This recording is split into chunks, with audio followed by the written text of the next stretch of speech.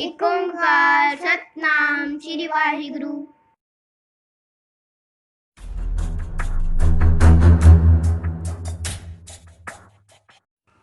एक अकाल पुरख को मानने वाले समुच्ची मानवता के सांझे रहबर पीर गुरु अवतार साहिब श्री गुरु नानक देव जी का जन्म सन 1469 ईस्वी को पिता श्री मेहता कालूराम व माता श्रीमती तृप्ता देवी के गृह राय भोए की तलवंडी में हुआ।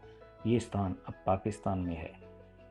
जो समुच्ची मानवता को सच का मार्ग दिखाकर एक अकाल पुरख को मानने का पाठ पढ़ाने के लिए आया हो, उसे इस नाशवान दुनिया के पंडित और मौलवी भला क्या पढ़ा सकते थे। स्कूल के पंडित और मौलवी उनके सवालों के जवाब ना दे सके और उनके सामने बेबस हो गए। गुरु नानक देव जी ने समुच्ची मानवता को कीर्त करो, नाम जपो और बांट कर छको का उपदेश दिया। उन्होंने जीवन में दया, संतोख व सच्चे आचरण को अपनाने पर जोर दिया। गुरु साहब ने जाति व धर्म में बटे लोगों को आपसी भेदभाव मिटाकर एक होने का संदेश दिया।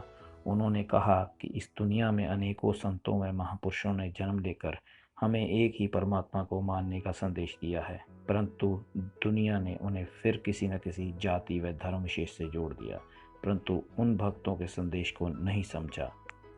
गुरु साहब ने छोटी उम्र में ही 20 रुपये का सच्चा सौदा करते हुए बिना किसी भेदभाव भूखे व जरूरतमंद साधुओं को भोजन छकाया, जो आज भी बिना भेदभाव पूरी दुनिया में निरंतर ये लंगर चल रहा है। गुरु साहब ने समाज में फैले अंधविश्वासों व कुरीतियों को दूर करने के लिए कई यात्राएं की। गुरु नानक देव जी ने जगन्नाथपुरी जाकर झूठी आरती छोड़कर अकाल पुरख की सच्ची आरती में शामिल होकर आनंदित होना बताया। कुरुक्षेत्र में सूरज ग्रहण के समय आग न जलाने के वहम को दूर किया। सुमेर पर्वत पर भटकते सिद्धों को सही रास्ता दिखाया। एक ठग व्यक्ति को उन्होंने उपदेश देकर सज्जन बनाया। इसके अलावा उन्होंने मक्का शरीफ जाकर वहाँ के लोगों के वहम भी दूर किए।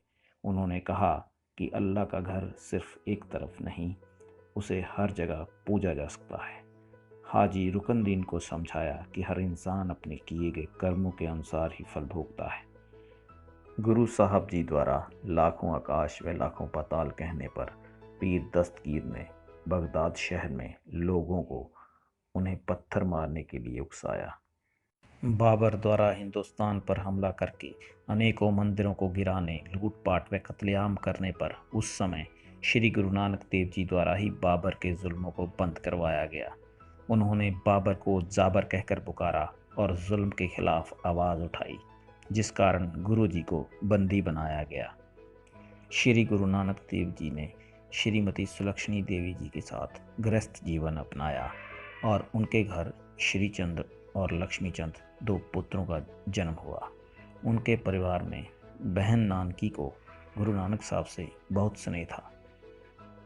गुरु जी ने हक की कमाई करने और गरीबों का खून ना चूसने का उपदेश मलिक भागो को दिया। गुरु नानक साहब ने खुद सारी जिंदगी किरत की। उन्होंने खेती, व्यापार, मोदी खाने में नौकरियां दी, कई कार्य किए। भाई मर्दाना जी उनके साथी रहे। जब गुरु जी शब्द गायन करते तो मर्दाना जी रबाब बजाते। गुरु नानक साहब ने मूर्ति पूजा, बुत व बड़ी मसानी को पूजने का खंडन किया और सिर्फ एक ही परमात्मा यानी अकाल पुरख को मानने का उपदेश दिया, जो सबसे बड़ा है और सर्वव्यापी है।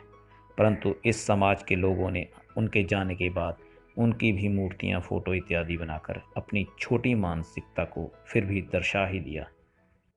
जगत गुरु श्री गुरु नानक देव जी सन 1539 ईस्वी को इस नाशवान संसार को छोड़ अकाल पुरख में लीन हो गए और जाने से पहले भाई लहणा जी यानी श्री गुरु अंगद देव जी को गुरगद्दी पर विराजमान कर गए और ये संदेश समूची मानवता को दे गए कि सिर्फ एक ही अकाल पुरख है जो सर्वव्यापी है, जो समूची सृष्टि के कण कण में समाया हुआ है। उसे शब्द गुरु द्वारा ही पाया जा सकता है।